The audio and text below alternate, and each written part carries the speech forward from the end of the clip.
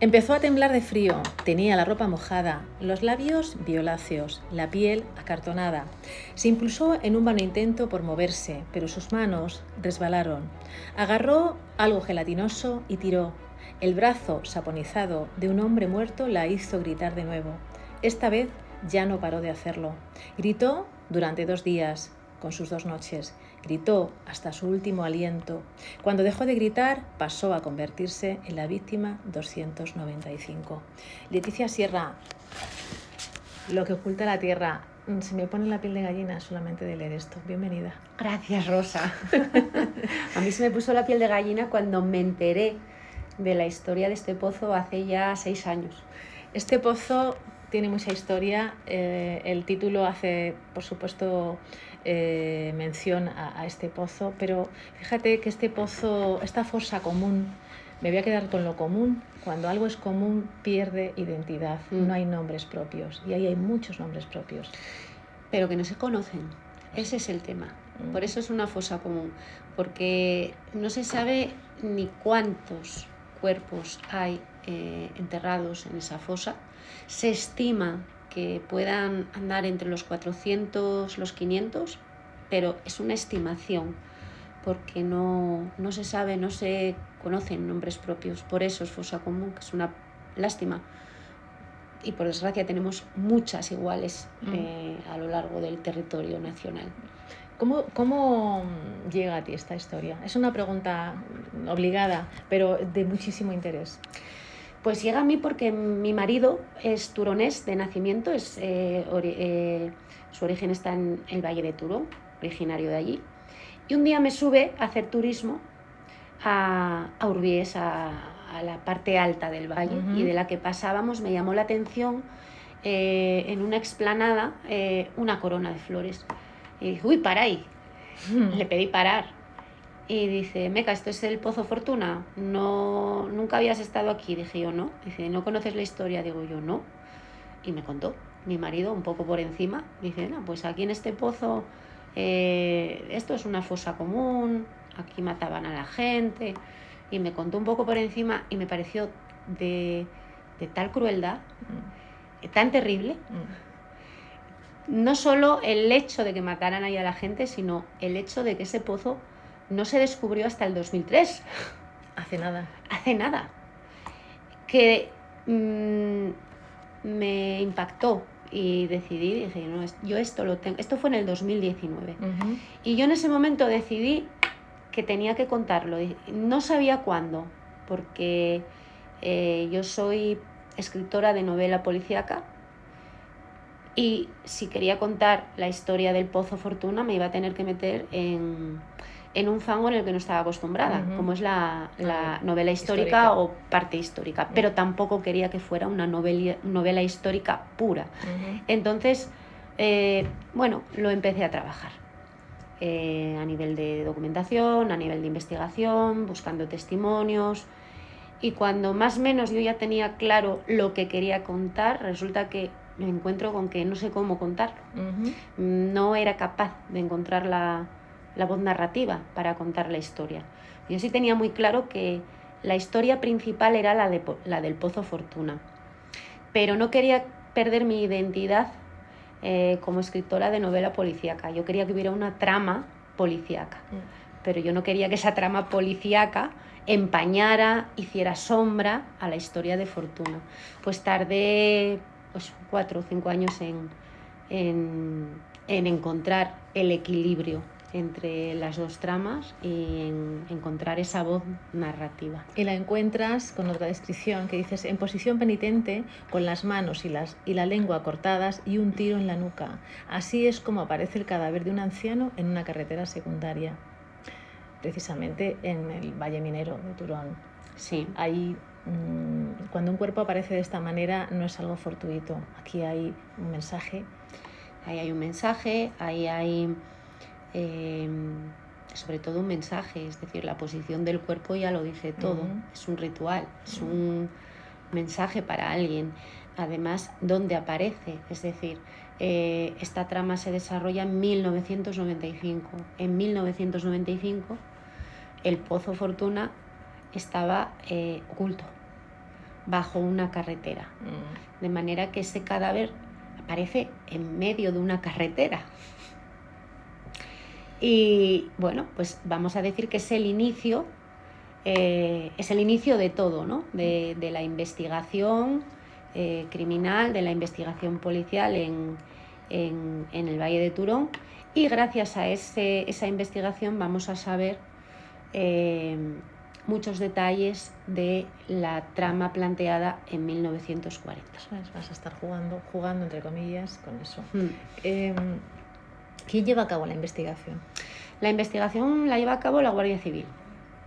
Un sargento de la Guardia Civil, Daniel Caicoya, su tío, que es brigada en el puesto de Ujo, Paulino Caicoya, y un cabo que es compañero de Daniel, que es Jesús Arias.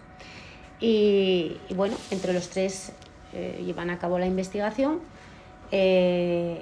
Recordemos que en 1995 la investigación era analógica porque no había móviles, apenas ordenadores, y cuando digo apenas es porque los ordenadores estaban en comandancias, pero no en los puestos. No había base de datos todavía, digamos una base de datos que funcionara a full de huellas dactilares, o sea, las huellas dactilares se cotejaban prácticamente a mano. No había... el laboratorio de ADN estaba en sus primeros, dando sus primeros pasos. De hecho, creo recordar que cuando estaba investigando leí en algún sitio que el primer caso que se llevó a juicio con pruebas de ADN fue en el 92. El segundo, creo que se utilizó el ADN, fue el caso de las niñas Alcácer, que fue en el 93. Quiero decir que los laboratorios de ADN a nivel de fuerzas policiales estaban en pañales. A nivel privado no existían en España. Entonces era una investigación muy de trabajo de campo, muy de preguntar, de hablar, de interrogar. ¿Tú has hecho ese trabajo de campo? Como periodista muchas veces. Yo en el año 95 acabé la carrera. Yo empecé la carrera en el 90, la acabé en el 95. Yo en el 90 ya trabajaba en la voz de Asturias. No sé. Entonces yo me acuerdo que los ordenadores que teníamos eran MS2 y todavía eran, ¿cómo se llamaban? Papel continuo. Así es. y se positivaban las fotos. Cierto. Y quiero decir que yo todo eso, claro. Gracias, Isa. Gracias. Me sentí muy cómoda escribiendo en esa época, sobre esa época, porque yo la viví. Vamos con la víctima que aparece primero en la carretera. ¿Quién es? Severino. Severino es un vecino de Turón, capataz, jubilado, y un poco terrateniente. Es una persona que con un sueldo de capataz tiene una fortuna que nadie sabe de dónde sale esa fortuna. Ni siquiera su hijo Rafael sabe de dónde sale. Se lo puede imaginar, pero vamos, que es un potentado, una persona bien posicionada con un sueldo de capataz de mina. Nadie mata por cariño, evidentemente, no. Pero hay quien lo hace con saña. Sí. ¿Hay venganza? Yo creo que en tus novelas hay un denominador común que es la venganza. En esta novela quizá no se haya derivado un poquito hacia el odio, pero hay cierta venganza. A ver, lo dice uno de mis personajes, lo dice Paulino. A veces la justicia se imparte fuera de los tribunales. Y le contesta Daniel: cuidado, tío, que eres guardia civil. Claro. Y dice Paulino: precisamente por eso lo digo. Quiero decir que a veces la venganza no deja de ser otra forma de hacer justicia, con la diferencia que en la justicia se hace dentro de un tribunal y la venganza no, pero al final no deja de ser otra forma de hacer justicia. Bueno, es un derivado. Es un derivado, realmente. Sí. Entonces, en mis novelas, sí, es un denominador común, Sí. bastante común. Eso me parecía. Hablas de la memoria, que se transmite de padres a hijos. En esa memoria, en esa herencia de la memoria, hay el odio. Pero ese odio, ¿no te parece que se puede o alimentar o diluir cuando pasa de generación en generación? Claro, como todo. Como todo. ¿Cuál es el peligro? ¿Que aumente o que disminuya? Si disminuye, se pierde la memoria, quizás. No tiene por qué. Quiero decir, tú puedes contar las cosas sin inquina. Bien. ¿Vale? Pero contando lo que pasó. Y no necesariamente a la hora de contar lo que pasó, estás contando o intentando que la persona que te está escuchando o que está recibiendo el mensaje reciba sentimiento de odio. Es decir, a mí me pasó esto. La conversación que tiene Elena, que es la madre de Matías Caicoya. Un buen personaje. Sí, la conversación que tiene con él cuando le dice una mujer octogenaria que fue denunciada, detenida y torturada. Y ella le dice a su hijo, si yo he perdonado, que no he olvidado, bien, que no es lo mismo, pero si yo he conseguido perdonar, aceptar, porque la aceptación es importante también. Yo creo que el quid de la cuestión está en la aceptación. Para luego perdonar. Exacto. Si yo he conseguido perdonar y aceptar y seguir adelante, ¿qué derecho tienes tú a odiar en mi nombre? Cierto.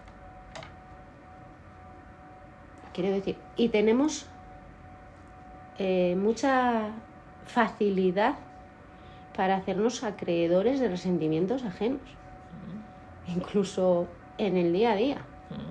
Cierto. Que yo creo que es más, por eso normalmente nos es más fácil transmitir con odio que transmitir con amor. Con amor, sí, es verdad.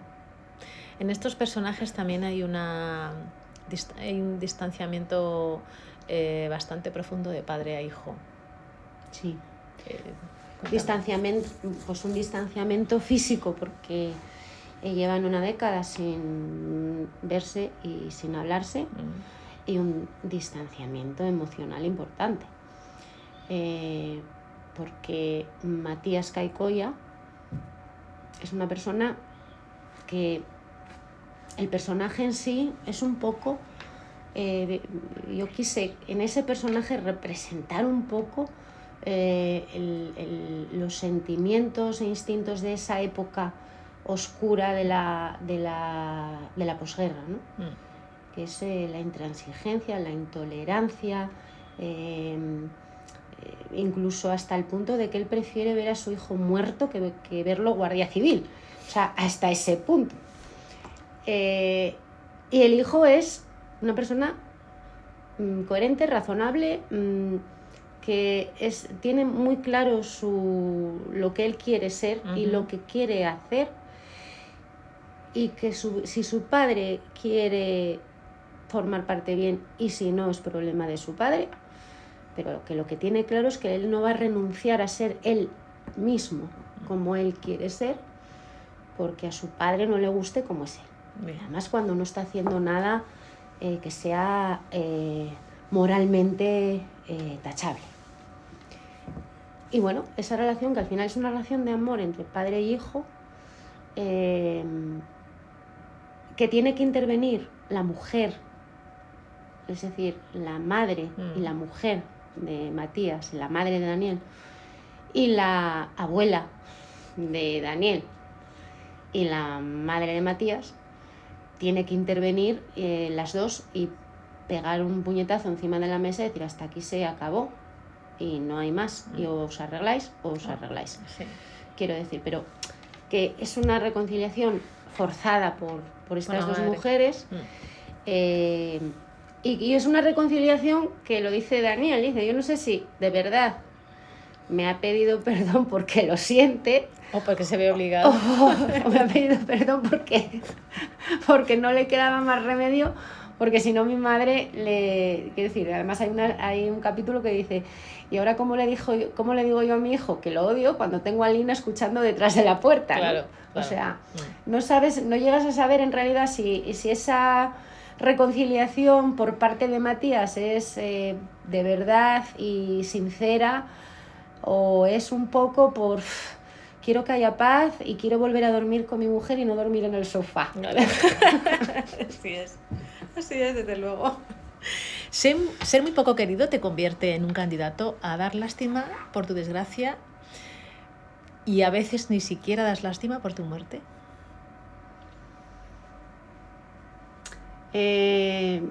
Ser muy poco querido. Por suavizarlo. No vamos a pensar en ninguna víctima de la novela, pero a veces cuando hay una víctima, el ensañamiento social es brutal. Hombre, claro. Porque esa persona no es querida. Yo he dicho no querida por suavizar un poco. Creo que es un poco lo que le ocurre a una de las víctimas. ¿A Severino? ¿Tú crees que...? Sí. No muere porque no se le quiera, pero es verdad que hay gente... No se muere porque no se le quiera. Exacto, pero hay gente que desde su interior... bueno, claro, Rosa está feliz. Rosa celebra que lo hayan matado. Eso es lo que te pero voy a no decir. Solo Rosa, o sea, medio pueblo celebra que lo hayan matado. Eso es lo que te digo. Porque era una persona odiosa, era una persona que no...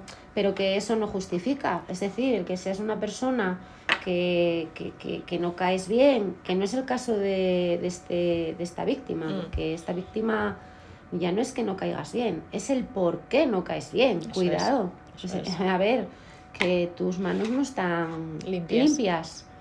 Entonces, bueno, pues que nada justifica un crimen, ¿eh? Nada justifica que te quiten la vida, por cabrón que seas. Para eso está, volvemos a la justicia, y para eso están los tribunales. Eso es. Pero yo entiendo, y es entendible que una persona con el bagaje de este hombre, pues que cuando se lo cargan la gente aplauda. Vamos con la víctima 295, la víctima real.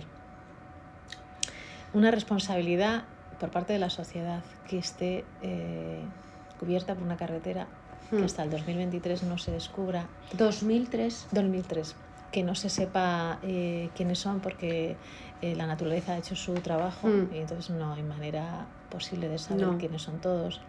Y no se pueden exhumar tampoco. Y no se pueden exhumar, eso no lo sabía.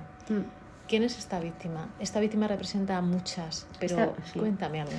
Esta víctima representa a muchas, porque todas pasaban más o menos por el mismo proceso. Es decir, lo primero era llevarte al centro de detención, que el centro de detención lo tenían en el colegio La Salle, es decir, un colegio de frailes. Y es un colegio que siempre funcionó como colegio hasta que acabó la guerra, y entonces lo convirtieron en centro de detención. En este centro de detención los torturaban, a las mujeres les rapaban el pelo, abusaban de ellas, las apalizaban, las vejaban. Incluso en el patio del recreo de este colegio hay una pequeña fosa común. O sea que...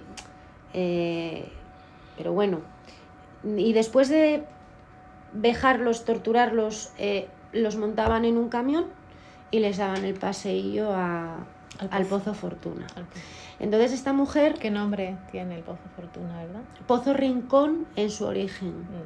Y luego como está en los terrenos de unas instalaciones mineras que siempre se llamaron Fortuna, pues quedó Pozo Fortuna, que tiene un nombre muy desafortunado. Desde luego. Pero sí, esta mujer, la víctima número 295, representa a todas y cada una de las víctimas que están ahí enterradas. ¿Y el infortunio de un niño de 10 años que lo ve? y el infortunio de un niño de 10 años que lo ve. Que el niño de 10 años en el libro, obviamente, es ficción, pero existió ese niño de 10 años, tenía 8, se llamaba Florentino y presenció una ejecución en el Pozo. Entre las víctimas de esa ejecución había una mujer embarazada que suplicó por su vida de rodillas. Vuelvo a decir que se me pone la piel de gallina. Es que somos animales. Sí. La memoria no debe enterrarse jamás. No, la memoria creo que es responsabilidad a nivel individual y a nivel colectiva como sociedad que vive en un estado de derecho con garantías constitucionales, garantías procesales, garantías penales. Creo que es nuestra responsabilidad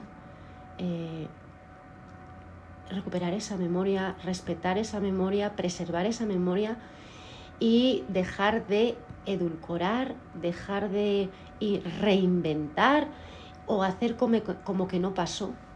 Hay que ser valientes, o sea, hay que ser valientes y hay unos hechos que ocurrieron y ya está. Y yo creo que obviar eso o intentar ignorarlo o intentar mirar para otro lado es de una ignorancia bastante supina. O de no querer reconocerlo. O de cobardes. ¿Te ha resultado difícil o ha sido duro para ti escribir esta historia? Sí, me ha costado, pero ¿sabes por qué? Bueno, primero por el tema, que es un tema muy delicado. Y yo quería ser una narradora neutral. Objetiva. Es decir, yo como narradora no quería posicionarme, porque yo considero que quien tiene que sacar conclusiones es el lector. Entonces quería ser una narradora neutral. Era un tema delicado. Y a veces sin querer, y sin que te des cuenta,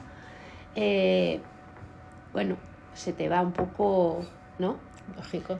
Entonces me costó por ese lado.